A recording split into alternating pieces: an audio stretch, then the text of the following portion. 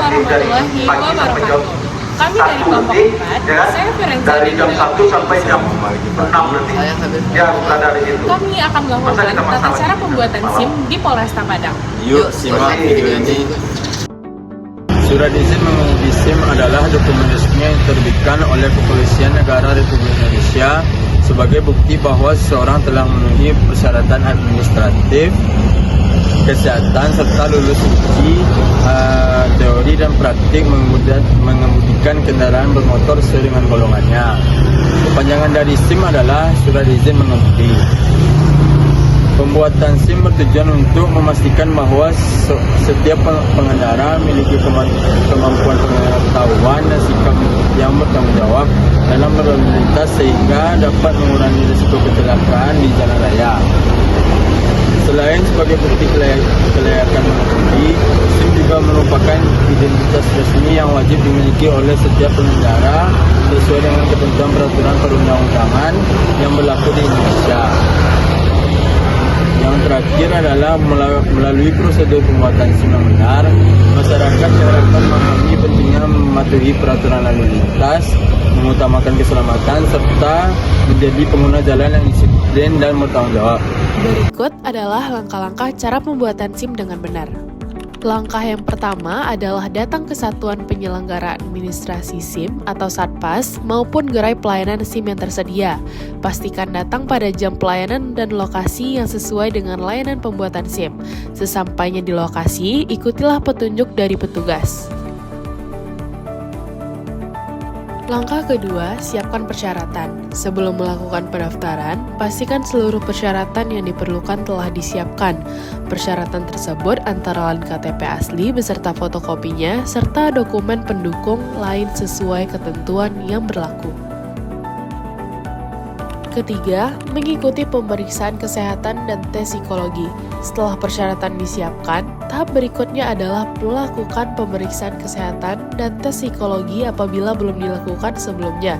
Pemeriksaan kesehatan bertujuan untuk memastikan kondisi fisik pemohon memenuhi persyaratan untuk berkendara.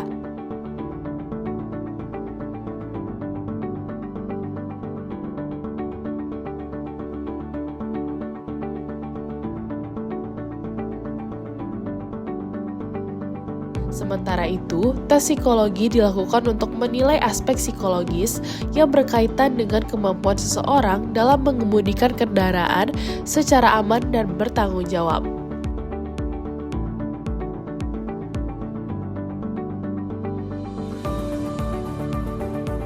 Keempat, setelah melakukan pemeriksaan, pemohon akan diarahkan ke tempat pengurusan SIM yang dimana petugas akan memberikan formulir kepada pemohon.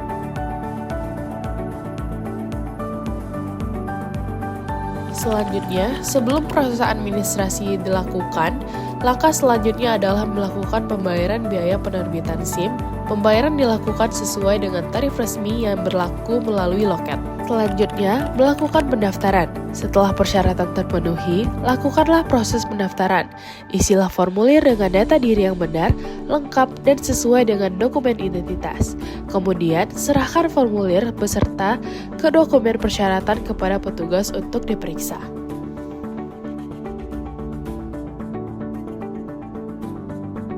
Langkah selanjutnya melakukan perekaman data.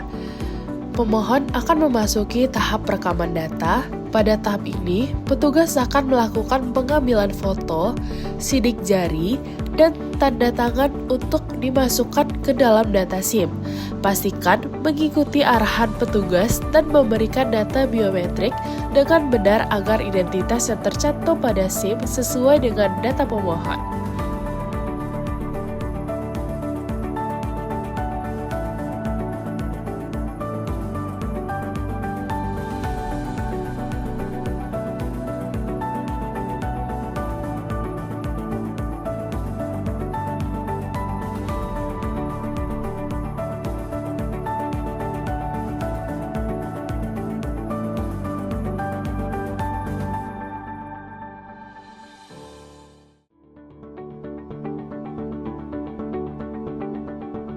Langkah selanjutnya yaitu mengikuti ujian teori.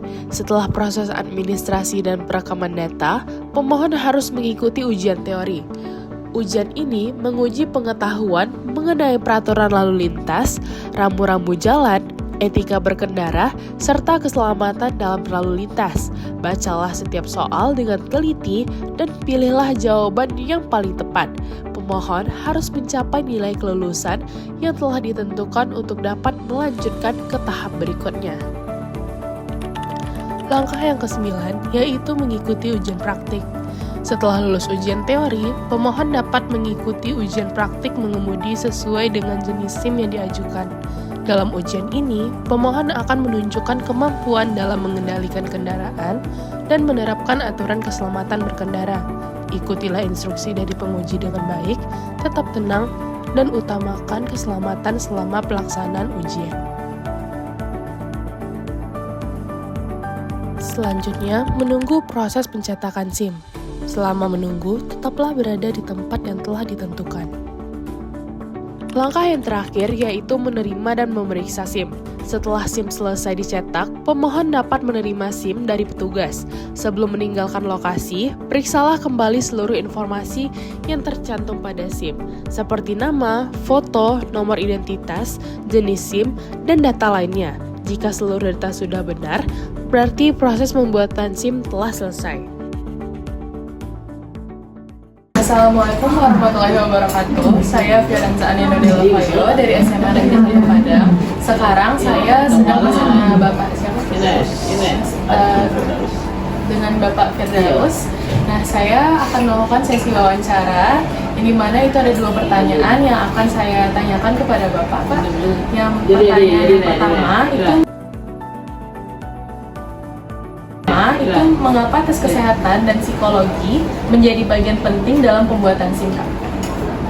Baik, pertanyaan yang sangat bagus ya, Bio. Jadi sebelumnya kita jelaskan dulu, dasar untuk penerbitan surat kesehatan dan psikologi ini adalah merupakan syarat administrasi resmi dari pembuatan SIM yang wajib dilampirkan untuk proses pembuatan SIM baik perpanjangan atau baru. Jadi dasarnya itu yaitu Perpol nomor 5 tahun 2021. Jadi surat kesehatan ini ditunjuk oleh dari Pusdokes Polri, dokter yang ditunjuk dari Pusdokes Polri atau dari Pusdokes Polri yang telah direkomendasikan. Kemudian untuk psikologinya dari Psikologi Polri, SSDM Mabes Polri ke Biro Psikologi yang ditunjuk. Terus untuk kesehatan ini fungsinya itu kita harus mengecek atau memastikan kondisi fisik, pendengaran, penglihatan dari aktivitas psikologi. Yang kedua, untuk surat keterangan psikologi ini atau kesehatan rohani atau mental itu gunanya untuk mengukur tingkat konsentrasi, kecermatan, pengendalian diri pengemudi saat di bawah tekanan waktu berkendara. Itu ya. Untuk yang pertanyaan yang kedua, Pak.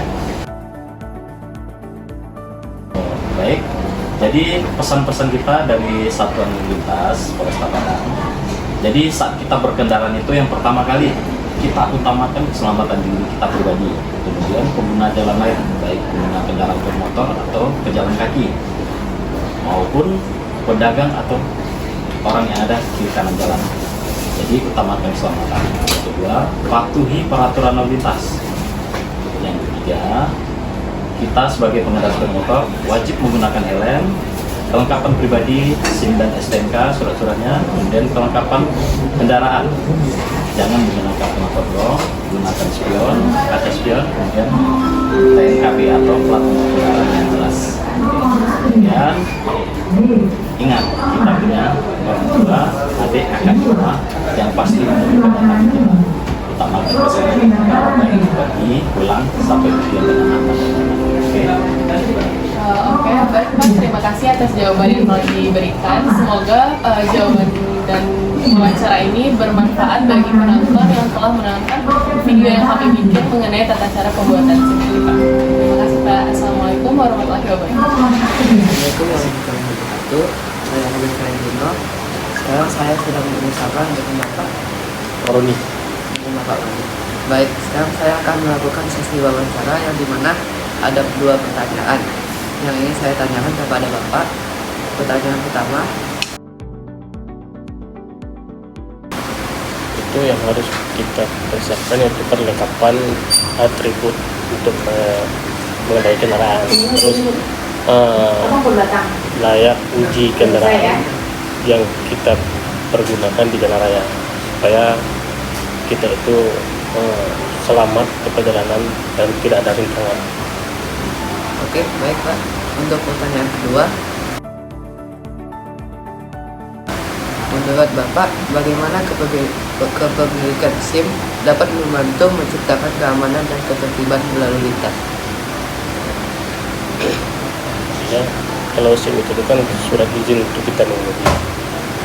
Jadi supaya kita di perjalanan kita harus mempunyai surat izin supaya kita lancar dan aman di perjalanan. Baik Pak, terima kasih atas jawabannya. Semoga bermanfaat untuk penonton yang menonton video. Assalamualaikum warahmatullahi wabarakatuh. Pembuatan surat izin mengemudi merupakan prosedur yang harus dilalui oleh setiap orang yang ingin mengemudikan kendaraan bermotor secara sah di jalan raya. Dengan mengikuti setiap tahapan sesuai ketentuan, masyarakat tidak hanya memperoleh dokumen legal, tetapi juga membuktikan bahwa mereka memiliki kemampuan dan pengetahuan dasar mengenai keselamatan berkendara. Memiliki SIM memberikan banyak manfaat seperti meningkatkan kesadaran hukum, mendukung tercipta ketertiban lalu lintas, serta memberikan perlindungan hukum bagi pengendara saat berkendara di jalan. Oleh karena itu, setiap pengendara hendaknya membuat SIM melalui prosedur resmi dan tidak menggunakan cara yang melanggar hukum. Harapannya, semakin banyak masyarakat yang sadar akan pentingnya memiliki SIM secara legal, sehingga budaya tertib berlalu lintas dapat meningkat, angka kecelakaan dapat ditekan, dan keselamatan seluruh pengguna jalan dapat terwujud.